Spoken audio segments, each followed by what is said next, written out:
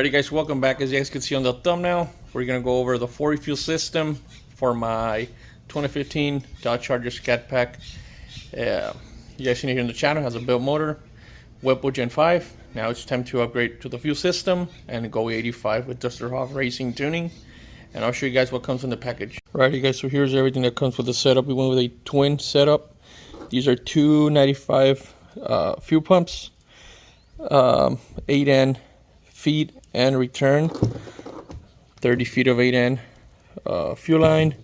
You got our power cables, power distributor box, got our breaker up there too, our instructions, all of our fittings that we need, fuel filter, it's pretty damn big, fuel pressure regulator as well, and everything we need, fuel pressure gauge. I went ahead and stayed with my Whipple for fuel rails. I didn't went with the 40 fuel rails, so save up $300 there and then wasted them on the fuel pumps. But show you guys what's up. So I got everything taken out of the car ready, back seat, everything else is off. Went ahead and took off these to start off, taking the fuel pump out and start installing the electrical side of the fuel system. Alrighty guys, so I went ahead and removed all the harness, disconnected the harness, disconnected the lines that come from that side, and our line that pressures up our feed. So now it's just time to get this out carefully, because there's not too much space in it. Gotta twist it up a little bit to the side, get the big old line out. That's our feed line. And there's that little niter that comes on the side. Then we gotta be careful with our level sending unit. Just gotta be careful with that one. Oh shit! Gotta twist it up left to right until we get it out. Then we drain a little bit of the fuel. We don't want to spill anything. We don't need to. This is for our secondary pump.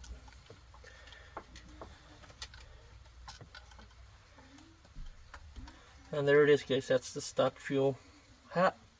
Has some fuel. I'm going to drain this out. Alrighty guys, so this is my DW400 fuel pump assembly that came with the Whipple kit, on the stage 2 Whipple kit. And this was my stock fuel hat. Alright, I took everything apart a while back. I'm glad I stayed with this stock system, because I still have my stock sending fuel level sender, because this one wasn't gonna fit.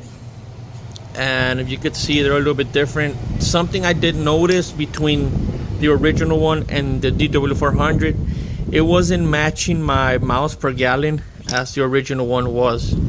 So I'm glad I kept this one. So we're gonna go with the stock one. It has a little bolt there, little bracket that you take off. That's where you put this one in. You just slide the stock sending sensor.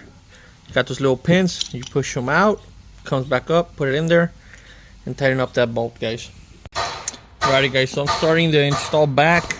As you guys can see, I got the wires already. One of these from the fuel sending sensor goes to the green wire coming from the Fore fuel pump. The other one goes to this one.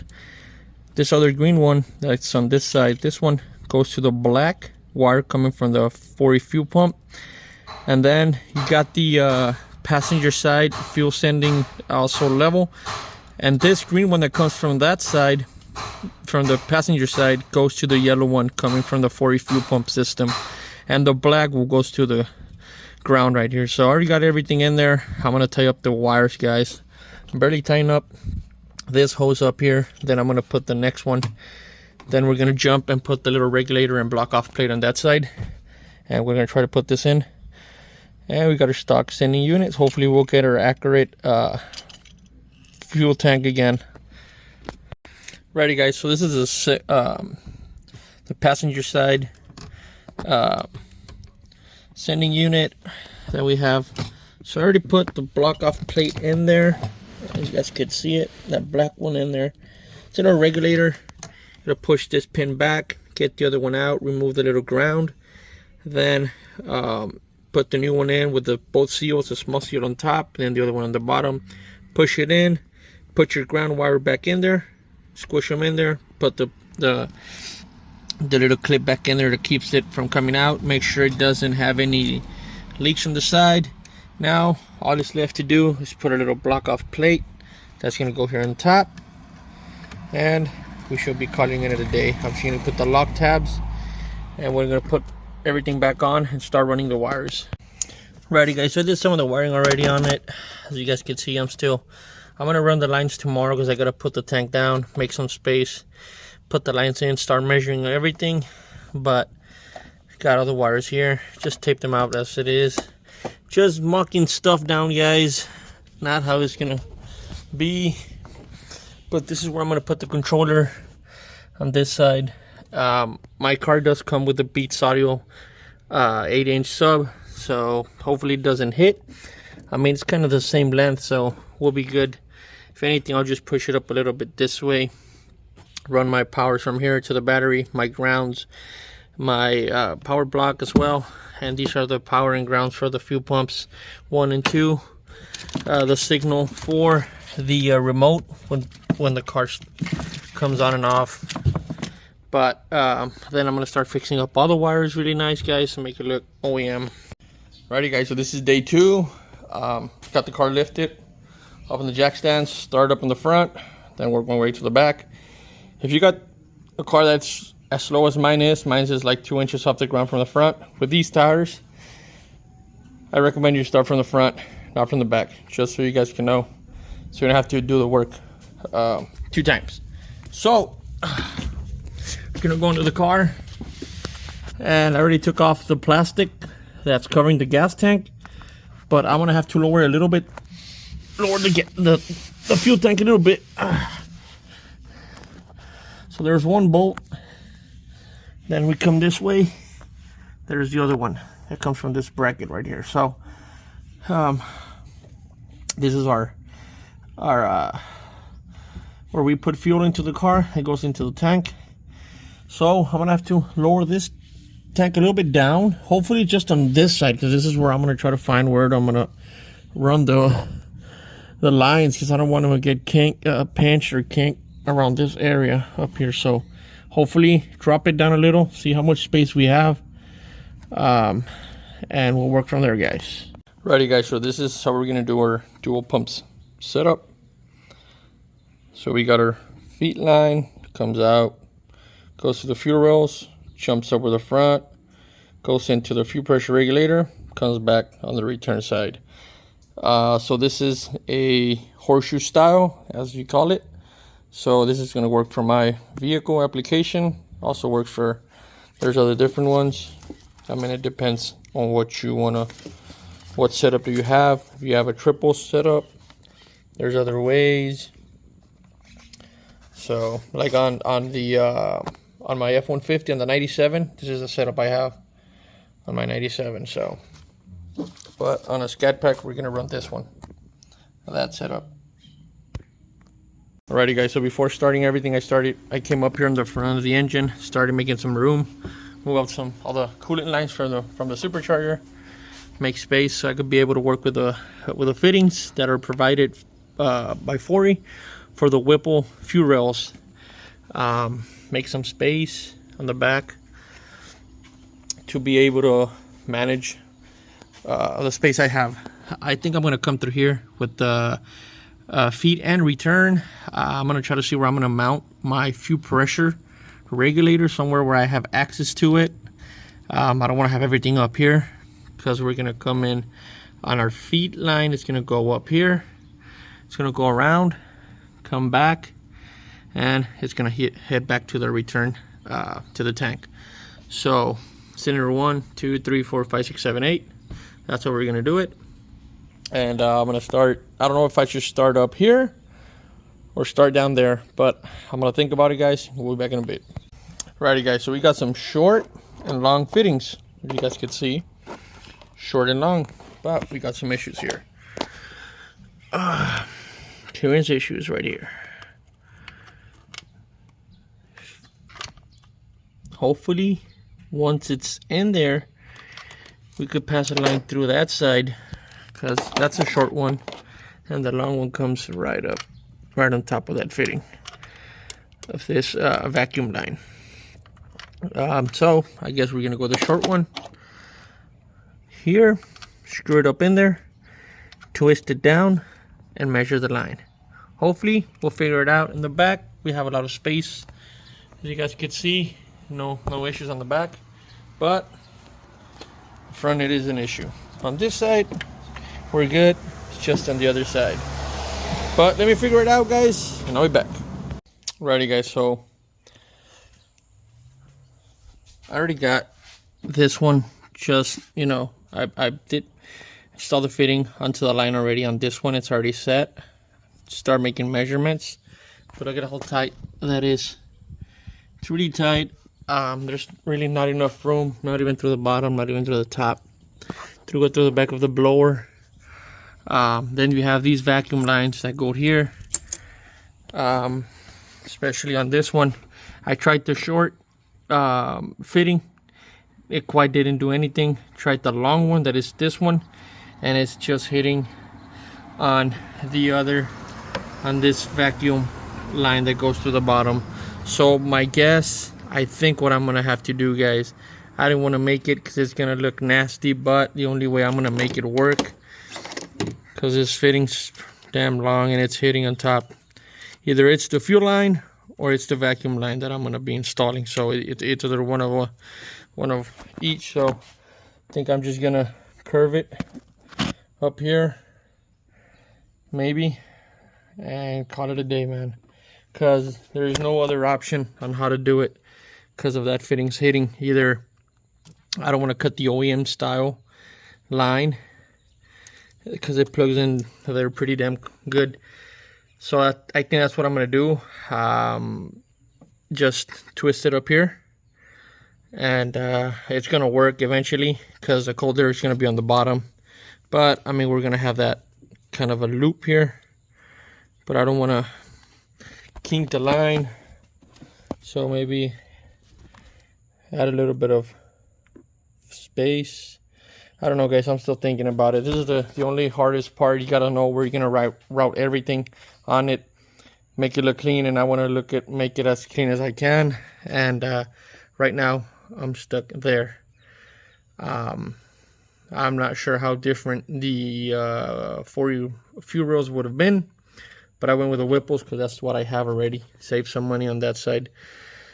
So let me try to figure it out, see what I'll be doing. Righty guys, so I went ahead, this is already tied up on this side. It's a kind of a very tight space, like I said, guys, before, but this was my only option for me to get it running on this thing. Had to put the 90 turning this way, have a little bit of more room on the fuel line so we don't have any kinks on it. It's not going to move from here. There's nothing rubbing on it that's going to cause it to, you know, burst on longevity. But it's already said and done. Everything's tied up on this side, so we're good. I'm still going to go over everything once I'm done, but now I'm just going to start on the back. So I'm going to call it a night, guys. If you guys can see, it's been raining all week and there's a thunderstorm coming in, so I'll be just putting everything back together, closing everything for now. I'm still figuring it out, guys. Where am I going to put the fuel filter? Oh dang, well, that's going to sound pretty good here in just a bit, but I'm trying to see where I'm going to put this because my car is too low, and it's going to be hitting everywhere, dude. Oh, you hear that thunder? Thunder cats. So imagine if I put it up here. Just look at, oh shit, hold on. If I put it up here, just for reference, it's just barely gonna be there. And if I go, whenever I load up the car on the trailer, this thing's gonna hit. It'll rip everything out. Man, some issues with this I'm gonna run the fuel lines through here, through the back of the fender well. There's a hole right here that goes up. They're gonna come up through there, go this way. Alrighty guys, so we're back. Took me a while to figure out where I was gonna put the Fore fuel filter. Like I said previous, I went under the car. I couldn't put it under the car like everybody else does.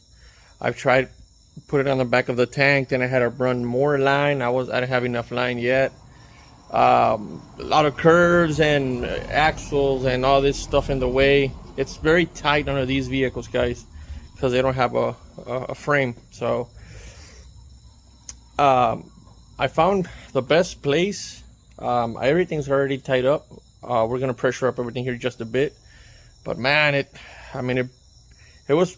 took me more time of thinking where I was gonna put stuff at, and I try to hide it because there's a lot of, try to make it look clean, guys. So I'll show you guys where everything's at. I'll start off here in the back, and where everything is already tied up. I'll show you guys. That's how the lines are gonna go. I still have to put the tank up. Maybe I'm gonna have to put some spacers. I don't want anything rubbing on that. Gotta check everything. I'll show you guys where my power distributor box is. It's right there. We'll hook up everything here in just a bit, just to make sure everything's running. The lines, that's where they come out. I still have, like I said, I'm still routing, like getting everything buttoned up on the car. That's how they're coming along. You're going up and under the front tire, and that's where my fuel filter is at, guys. This was the best place to put this huge ass fuel filter, right behind the tire and where the brake booster is at. That's the only space I had to put that massive thing there. Couldn't put it in anywhere else. Tried the back. I mean, so right now this is where the fuel line is going to go, through the back of the subframe, or yeah, it's like a little frame they have, so it's going to go through the back. And there's my fuel pressure regulator. So it's a horseshoe style, guys. Fuel pressure comes in through there, goes around the fuel rails through here, because like I said, you guys know the issue we had here. Goes through here, goes around, goes there, comes through here, in and return. So I'm still gonna have to put my little vacuum nipple here, but I'll wait until Duster House, see if he wants to go with vacuum or just like the way it is, but we'll wait on that. There's my vacuum port here. There it is. So I'll just tee off there. That's my boost gauge as well. But I'm gonna pressure everything, guys. Make sure we don't have any leaks. We'll be back. Alrighty, guys, it's time to pressure everything back up. We got power on the car already. I mean, it's just gonna pressure a little bit, maybe around 30 to 40 pounds, because until it starts, that's when it actually kicks in.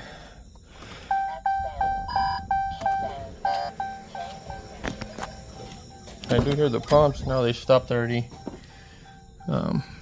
So far, no leaks here. Let's see if we have some pressure up in front, because I did hear them come in. Yes, we do. We got about 30 pounds. 30 pounds. So I'm going to put that around 50, 55, and then see where Duster wants to set the pressure at. So I'm going to start trying to put the colder intake back and try to start the car, see if it starts, guys. Be back. So I double checked everything. Connected everything back that I disconnected whenever I was doing this. So let's see if it starts with that pressure, guys. Fingers crossed. Let's see.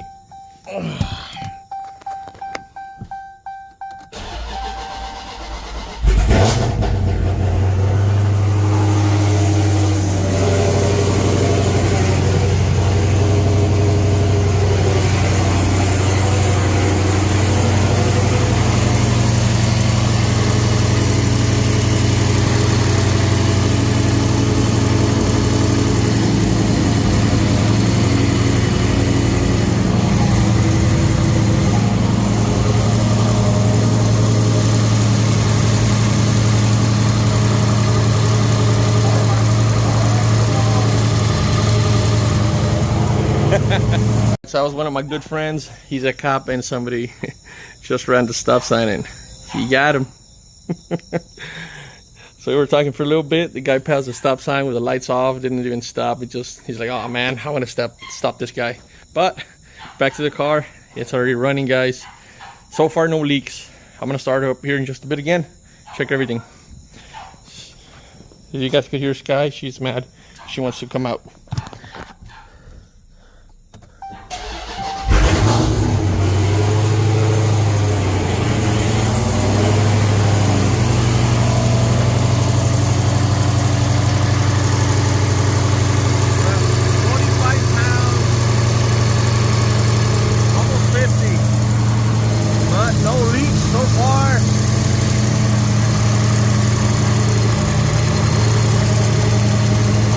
Everything seems really good.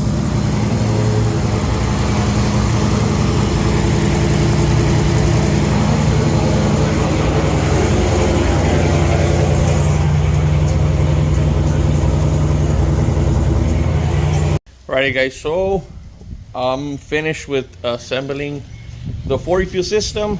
I already got everything tied up, protected the lines with some 5/8 rubber hose. Wherever there's going to be any sharp edges, rubbing, stuff like that, I'll show you guys here in just a bit how I did everything. And I'll show you guys the engine bay as well. Okay guys, so this is the final, this is how everything stayed. Comes really close to touching, but we're good. The tank's it's like half an inch a little bit lower than what it used to be, but I got some longer bolts for the tank. But everything's already back on the car. So this is how I'm running my lines. Got some rubber plastics here, some here, so we can take care of our lines wherever things hit. I'm